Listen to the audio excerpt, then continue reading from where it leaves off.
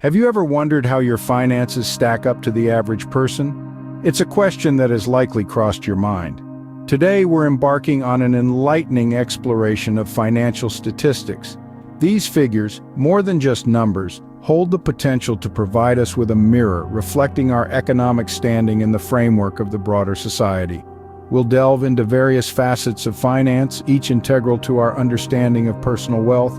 We'll traverse the terrain of average income, peering into the earnings of others. We'll venture into the realm of savings, revealing the nest eggs that people have carefully cultivated.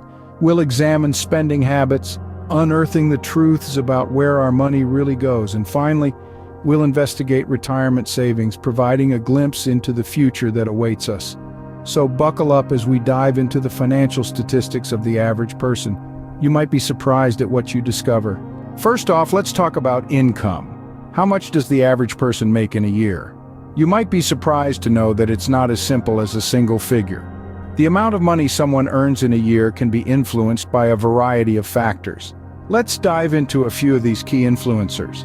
Age plays a significant role in income. Generally, as people grow older, their earnings tend to rise. This is often due to increased experience and skill level. In their early 20s, individuals typically earn less as they are just starting their careers. But as they progress into their 30s, 40s, and 50s, their income generally sees a steady increase. However, post-retirement, the income usually takes a dip as individuals transition from full-time work to pension or retirement savings. Education is another major factor. Individuals with higher levels of education tend to have higher incomes. This is because advanced degrees often lead to higher-paying jobs. For example, a person with a master's degree or a PhD is likely to earn more than someone holding just a high school diploma. Location, or where you live, also plays a crucial part. The cost of living varies significantly across different regions, and consequently, so does the average income. For instance, someone living in a major city like San Francisco or New York is likely to earn more than someone living in a small town in the Midwest. This is due to the higher cost of living and higher paying opportunities available in these cities. So when we talk about the average income, it's essential to consider these factors. It's not about comparing yourself to a single number, but understanding where you stand based on your age, education, and location. So if you're earning more than these figures, you're doing better than the average person. If not, don't worry, there are many ways to increase your income, which we'll discuss later. Now, let's move on to savings. How much does the average person have stashed away? You might be surprised to learn that the average savings account balance in the United States hovers around $8,000. That's right, $8,000. For some, that might seem like quite a lot, but when you consider emergency expenses or unforeseen circumstances, it really is a small cushion. This figure, however, doesn't tell the whole story. Savings can fluctuate dramatically based on factors such as age, income, and lifestyle. For instance, a recent college graduate might have a smaller savings account than someone in their twilight years. It's all relative. That said, it's essential to understand the importance of having a healthy savings account. Savings are not just for rainy days, they're for sunny ones too. They're for that dream vacation, for buying your first home, for your children's education, and for a comfortable retirement. So, how much should you have saved up?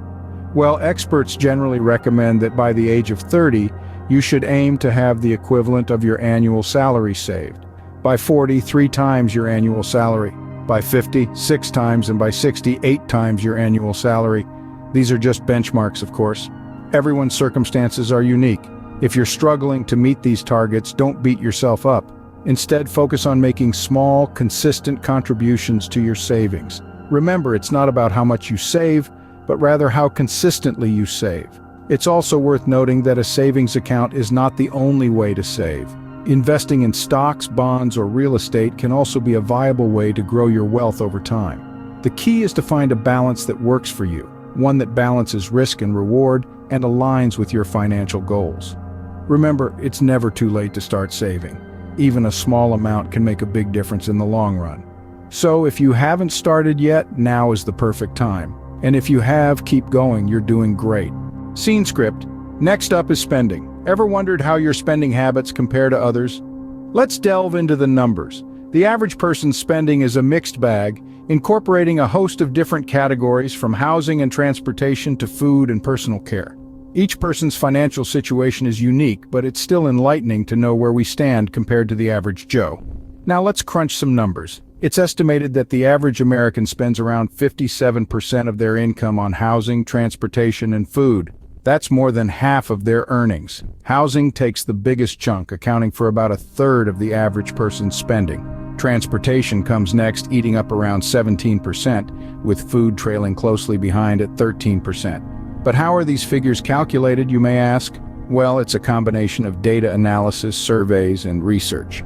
The Bureau of Labor Statistics, for instance, conducts a consumer expenditure survey every year, which provides a comprehensive look into the spending habits of Americans. And what do these figures tell us? They highlight the importance of mindful spending. Spending habits can significantly impact our financial health. If we're spending more than we earn, we could be heading towards financial trouble. On the flip side, if we're spending less but not investing the surplus wisely, we're missing out on potential financial growth. Remember, it's not always about how much you spend, but how you spend it. Prioritizing needs over wants, setting aside money for emergencies, and investing in appreciating assets are all ways to spend wisely. So how do your spending habits measure up to these averages? Are you spending more on housing than the average person? Do you find a significant chunk of your income going towards transportation or food? If your spending is higher than these averages, it might be time to reassess your budget. But remember, it's not just about spending less, it's about spending wisely. Because when it comes to financial health, every penny counts, and how we choose to spend it can make all the difference. Finally, let's talk retirement. How much does the average person have saved for their golden years? When we're young, retirement seems like a distant reality, but the truth is, the earlier you start saving, the better off you'll be when the time comes to hang up your work boots. So let's dive into the numbers to see how the average individual stacks up in terms of retirement savings. According to several studies, the average retirement savings for different age groups in 2023 paints an interesting picture. For instance, by the age of 30, the average person has roughly $10,000 saved for retirement. By 40, this figure typically jumps to around $42,000. By the time they hit 50, the average individual boasts a nest egg of around $87,000. And finally, by 60, the retirement savings of an average person sit at around $172,000. Impressive as these figures might seem, financial advisors recommend that by the age of 30, you should aim to have the equivalent of your annual salary saved. By 40, this should be 3 times your annual salary. By 50, 6 times your salary. And by 60, 8 times. So, while the average savings figures may seem high, they're actually quite a bit lower than what is recommended for a comfortable retirement. But don't let this discourage you. Remember, these are just averages, and everyone's financial journey is different. Factors such as income, debt, and cost of living all play a part in how much one can save. The key is to start saving as early as possible and consistently contribute to your retirement fund. Even small amounts can add up over time thanks to the magic of compound interest. So there you have it. These financial statistics give you a benchmark to compare your own finances. Remember, everyone's financial journey is different. What's important is that you're making progress towards your financial goals.